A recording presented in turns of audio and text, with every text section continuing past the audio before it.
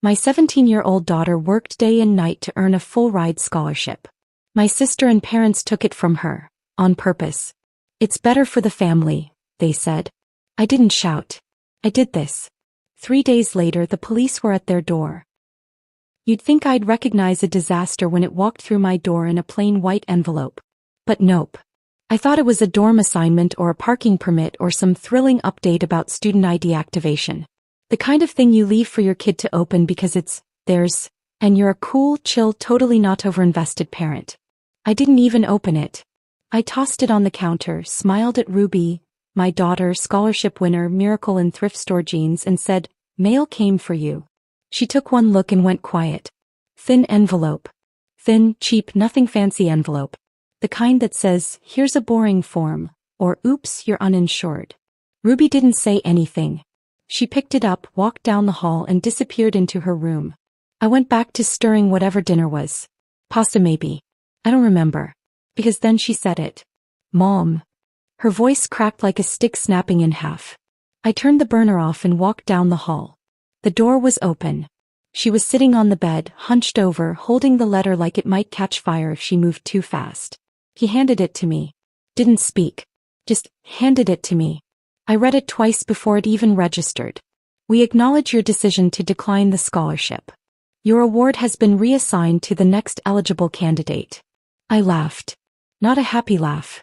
One of those single-breath, what the hell kind of laughs that comes from your ribcage when your brain short-circuits. I looked at her. "You didn't decline anything. Right?" Ruby shook her head.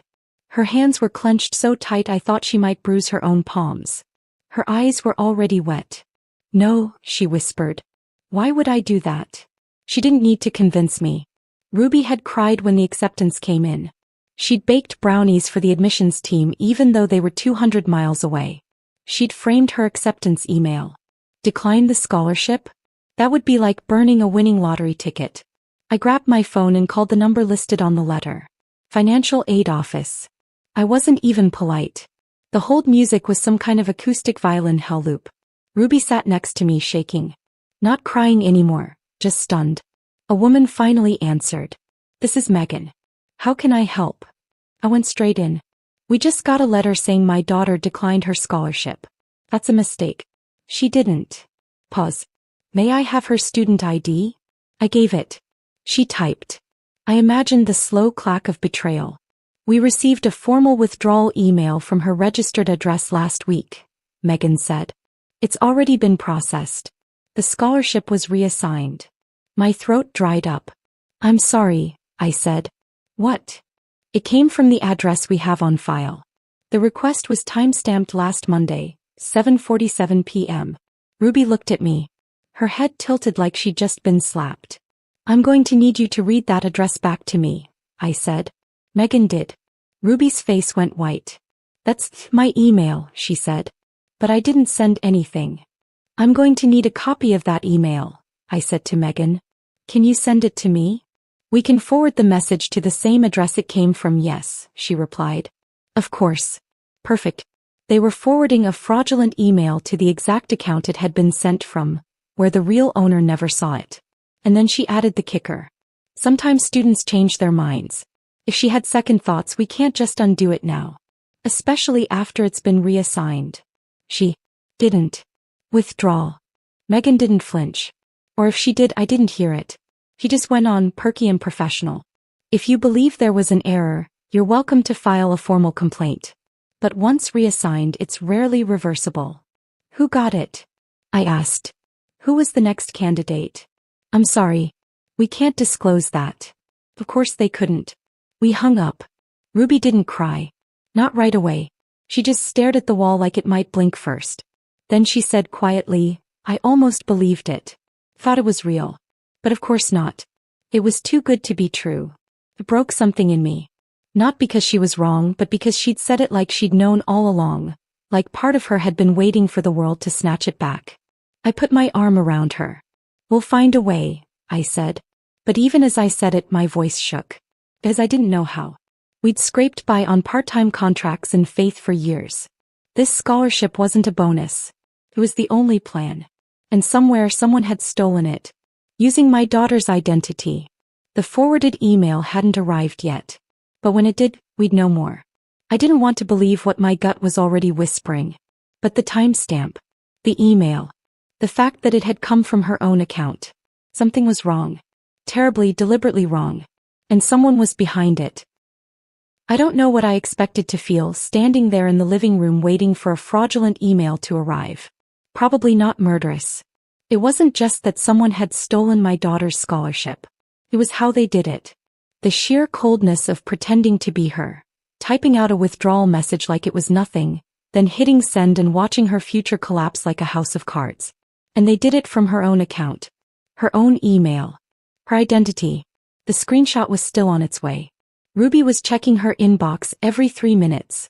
I was pacing like a caged animal, chewing a cuticle I didn't even realize was bleeding. Neither of us said much. What could we say? We were still hoping it was a mix-up. A weird glitch. Something dumb and technical and fixable. But somewhere in the back of my mind, the pieces were already lining up. And they weren't forming a glitch. They were forming her. Vivian. I didn't want to go there yet.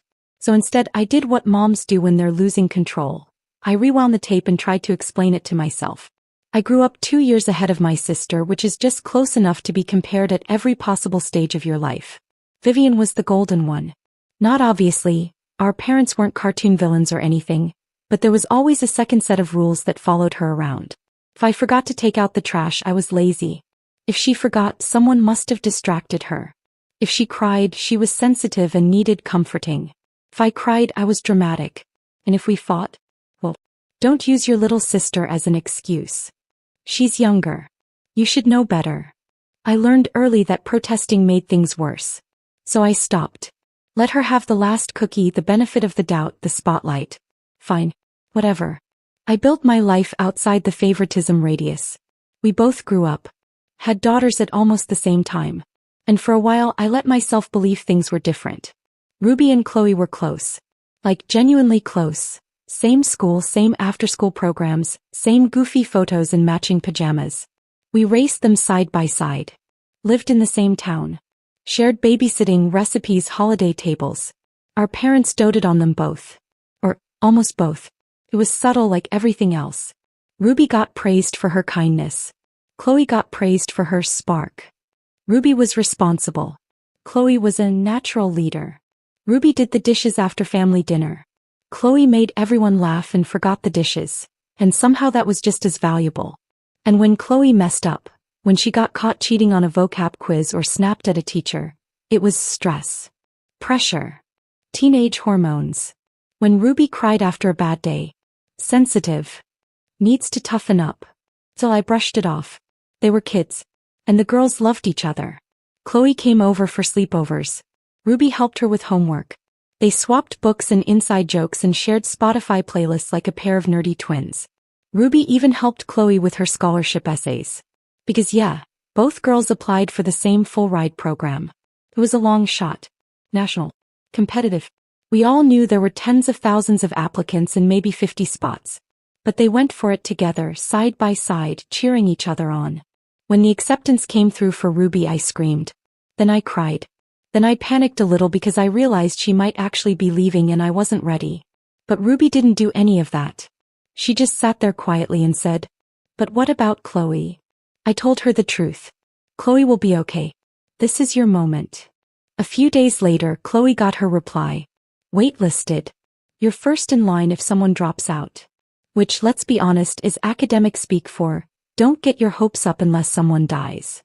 Ruby almost didn't want to celebrate. It just feels mean. Like I'm gloating. I told her, "You earned this. And Qley's proud of you." And it seemed like she was. He came to the graduation party, just a quiet one at our house, nothing fancy. She hugged Ruby. Told her, "I'm happy for you. At least one of us made it." I thought that was the end of it. That we'd all move on. I didn't realize that would be the night everything started unraveling. The ping of an incoming email yanked me back into the present. Ruby opened it. Forwarded message. Scholarship withdrawal. Sent from her account. Time-stamped. Monday. 7:48 p.m. We both stared at the number. She blinked. That was the night of the party. We looked at the calendar. We looked at the clock on the screen. We didn't speak. Ruby's eyes darted. Her hands were shaking again. It was her, she whispered. It was Qley. My heart dropped into my stomach. What do you mean? Ruby looked at me like she was watching herself realize it for the first time. She asked to borrow my phone. She said hers was dead and she needed to call her boyfriend. Pause. I unlocked it for her. Longer pause. She was gone for 10 minutes. I didn't breathe. Neither did she. We just sat there in the quiet of that realization, watching the floor like it might offer a solution. I remembered watching them laugh together that night. I remembered Ruby doing Qley's makeup, helping her pick out a dress, offering to take photos on the good phone so Qley would have better lighting. Ruby let her borrow her clothes. Let her borrow her confidence. Let her borrow her trust. And her phone. She didn't stab her in the back. She borrowed the knife. There's a kind of silence that comes after betrayal, not the calm kind. The loaded kind. The kind where even your thoughts are whispering because they don't want to make it worse. That was our house the night Ruby remembered. She sat curled up on the couch, staring straight ahead like she was watching her whole life rerun through static. I sat across from her holding the email. The one she supposedly sent. Sent from her phone. Sent while her cousin was borrowing it to call her boyfriend. The timestamp lined up. The tone lined up. The gut punch lined up. Only one thing didn't. The fact that Ruby never wrote it. She finally broke the silence. We'll never be able to prove it. Her voice cracked like it had given up too. She sent it from my phone. There's no chance. I looked at her. And maybe it was the deadness in her voice or the way her shoulders had collapsed into themselves. But something in me snapped. Then we find a way. I didn't tell Ruby I was going to see my sister Vivian. She didn't need to know, not yet. I just said I had errands to run and grabbed the car keys like it was a normal Tuesday. Like I wasn't driving across town to look my sister in the eye and ask her if she'd help destroy my daughter's future. The entire drive I rehearsed what I'd say.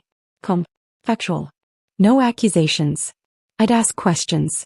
I'd give her the benefit of the doubt. And then she opened the door with a smile like nothing had happened, and every ounce of restraint I had fell into the driveway. Hey, she said.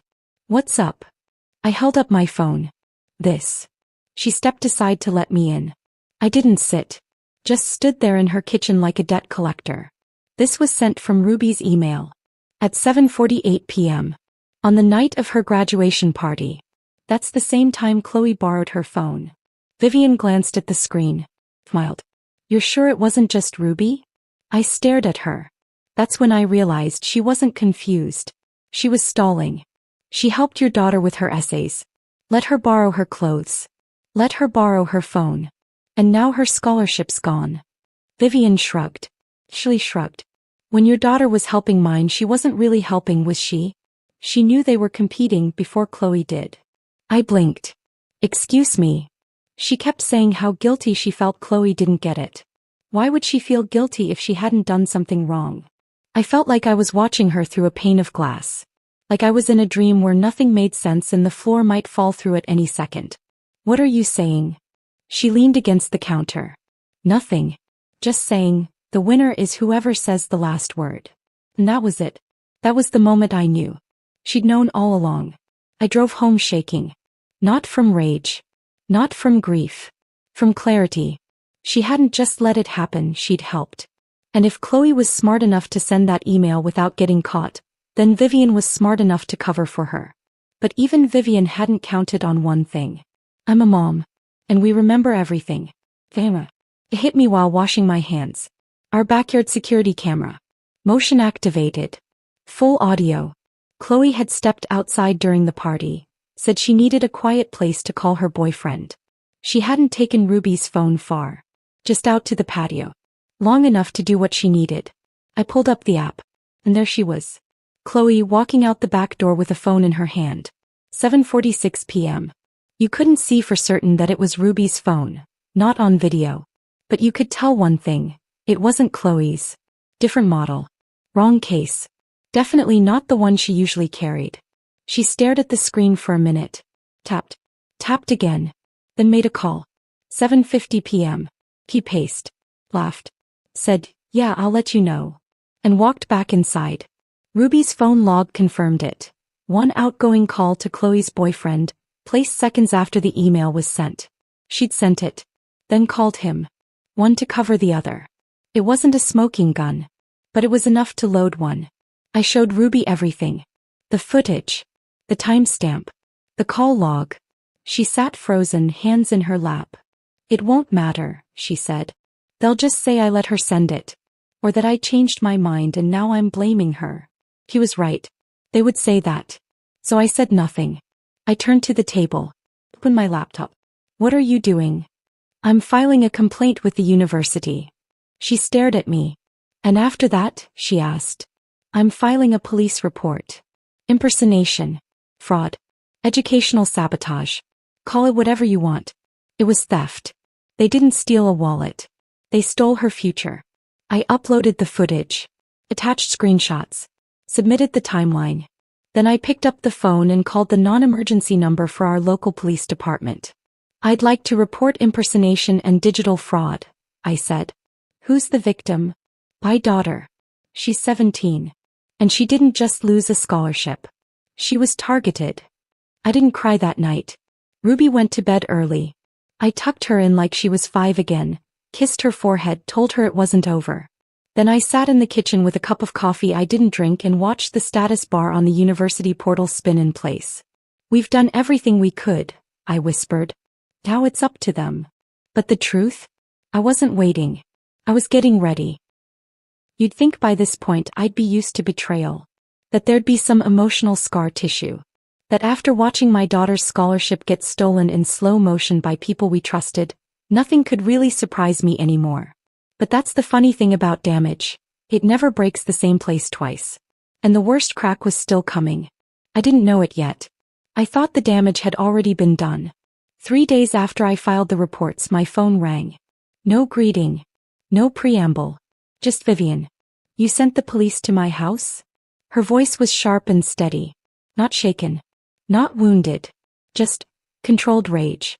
The kind people save for property damage or parking tickets. Not fraud. You think that's how you handle something like this?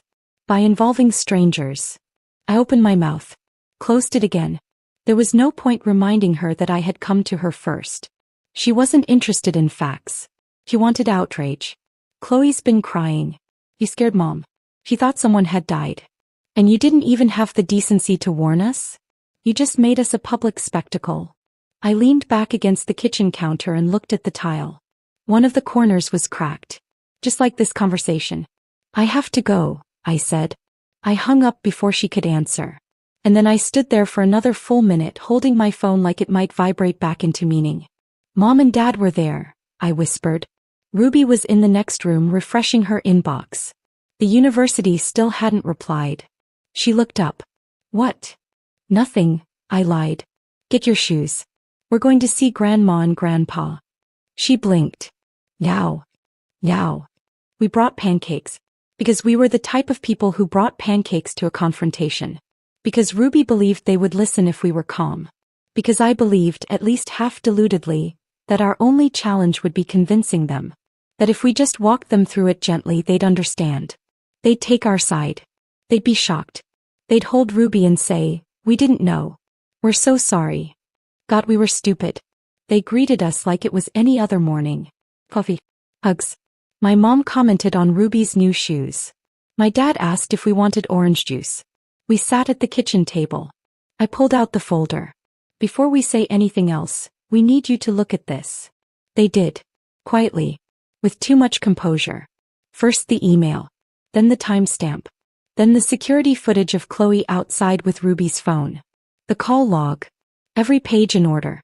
Ruby sat beside me, hands folded, knuckles white. She looked like she was trying not to breathe too loudly.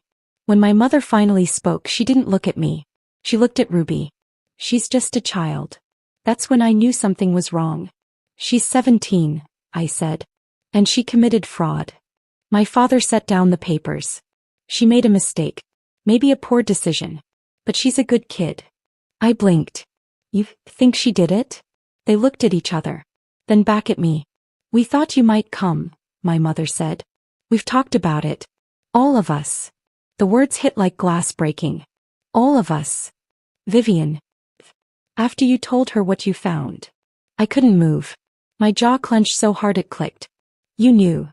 We didn't do anything, my father said quickly. We just agreed. Agreed to what? My mother didn't flinch. That Qley needed it more. Ruby stood up. Her hands were shaking now. You helped her take it from me? No one took anything, my mother snapped, voice rising for the first time. It stayed in the family. That's when I stood too. It didn't stay in the family. It was stolen. She was devastated, my father said. We knew you'd take it badly, so we didn't say anything. She's not as strong as Ruby, my mother added. We thought Ruby would understand. Ruby made a small sound, like laughter without joy. So you just let her lie. We didn't want this to get ugly, my father said. You involved the police. What did you think would happen? I thought, I said, that I'd find out who betrayed us. You already knew, my mother said. I looked at her, really looked, and something inside me shut off like a switch. We left without finishing the pancakes. That night I blocked their numbers. All of them. No speeches. No text goodbyes. I just hit the button and watched the screen go clean. Ruby didn't speak for hours. Then she opened the family group chat. Scrolled until she found the last message from my dad. Some meme about family loyalty. She uploaded 4 files. Screenshot of the withdrawal email. Screenshot of the call log. A still frame from the security video. And a short message. Qley sent the email from my phone. Vivian helped. Our grandparents knew. This is what happened. You can believe it or not, but this is what happened. She didn't wait for a response. We both knew we wouldn't get one. The university still hadn't responded. Ruby was called in twice more, for follow-up clarification. The start of term was 5 days away. We had nothing. No scholarship. No funding. No backup plan. It's not even about the money anymore, Ruby said one night. It's that they looked at me and decided I didn't deserve it. I didn't know how to respond. Because she wasn't wrong. 2 days before orientation I got a message. Private. Quiet. From a cousin I hadn't seen since a funeral. I saw what Ruby posted. I forwarded it to someone. I hope that's okay. It was more than okay. It was the only thing we had. The next afternoon we got the call. I'm calling from the Hope Bridge Foundation. We reviewed Ruby's story. We'd like to fully sponsor her tuition. Starting immediately. I didn't cry. Not until I hung up. Not until I saw Ruby curled on the couch, arms around her knees. You're in, I whispered. She looked at me like I'd said it in another language. We did it. No, I said. You did. The next morning she zipped her bag and stood by the door. I really thought they broke me, she said. I looked at her. Tired, steady, brave. Then look at you now. The investigation didn't drag on. Within weeks, Qley was formally charged. Computer misuse. Identity fraud. Academic dishonesty. The university expelled her and revoked the scholarship entirely, officially waiting for the outcome before making it final. She was blacklisted from all future scholarships. Her name landed on a list no parent wants to see. And then came the part no one expected. During questioning, Qley cracked. She told them it had been her mother's idea. Vivian, the mastermind. The woman who once said she'd do anything for her daughter. Apparently she meant it. Vivian was convicted too. Community service, a hefty fine and 1 year of probation. She wept in court, of course. Talked about reputations. Reputations she chose over truth. Qley. They assigned her to clean the downtown bus terminal every Saturday. Ruby and I saw her once. She didn't look up. We walked right past. Ruby's original scholarship was never reinstated, but she ended up receiving something better. Now she's there on campus. Not hiding. Not small. She tutors 2 nights a week, joined the debate team, and already got invited to a summer research program.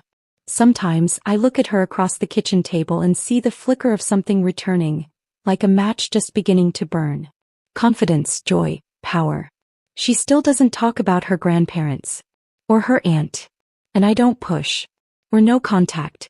Fully. I didn't send a final message. I just blocked them all. Sometimes silence is louder. They thought they could rewrite her future.